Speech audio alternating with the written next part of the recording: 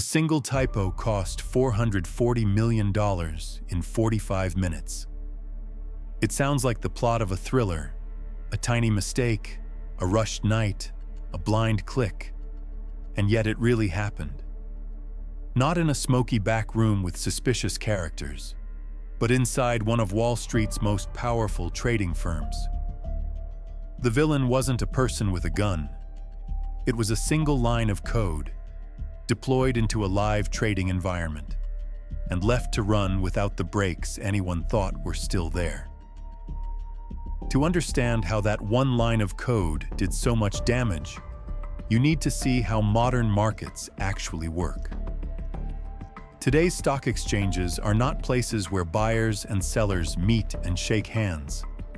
They are vast, automated systems of routers, matching engines, market makers, and algorithms.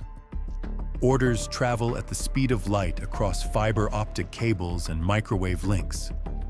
A single firm can send tens of thousands of orders a second, each instruction written as a string of data and executed by software. At the center of this is algorithmic trading. Humans still decide strategy, which stocks to target, when to hedge, what market conditions are acceptable. But the execution is often delegated to programs. These algorithms slice big orders into thousands of tiny pieces, route them across multiple venues to get the best price, or act as market makers, constantly buying and selling to provide liquidity. The result is efficiency and liquidity most of the time, but also a system that amplifies mistakes faster than any human could react. A trading firm like Knight Capital sat at the crossroads of that world. They were a market maker, the kind of firm that buys when others sell and sells when others buy, profiting from the spread. To do that profitably, they relied on sophisticated software that monitored prices, routed orders, and ensured compliance. That software was updated regularly. New features were added, old features removed, and patches applied. On an August morning in 2012, Knight deployed new code to its trading servers. The release was intended to update internal systems and enable new routing logic.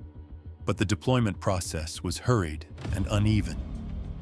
Not every server received the correct software configuration.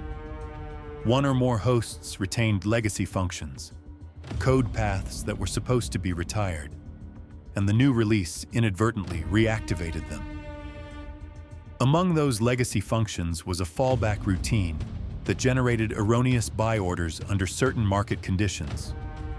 Once the new system started receiving live market data, the old code kicked in and began issuing a flood of orders. The firm's algorithms, designed to be responsive and aggressive, amplified the malformed instructions.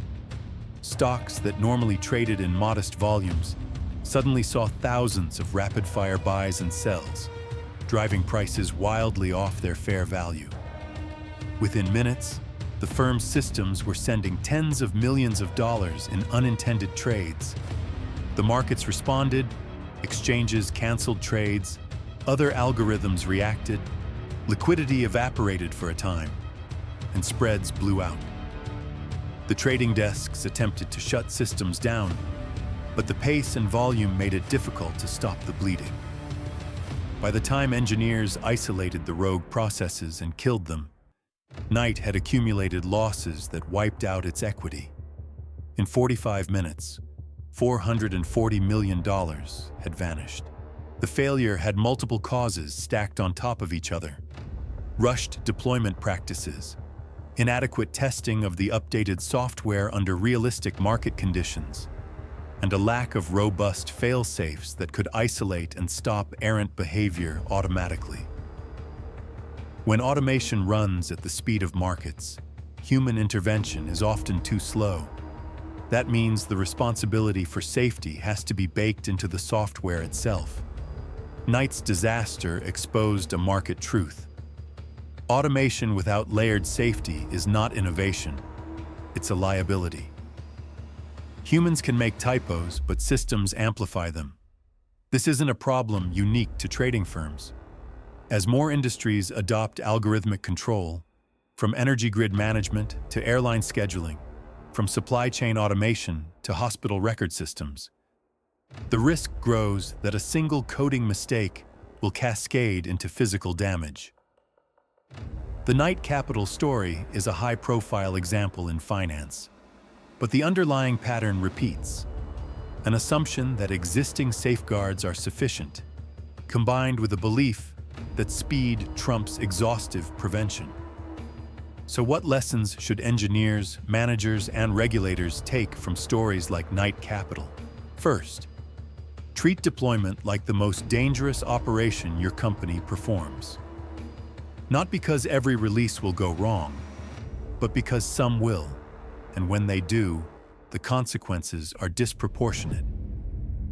Use canary releases, feature flags, and strict rollout procedures that limit the blast radius of any mistake. Second, design safety into the system, not around it.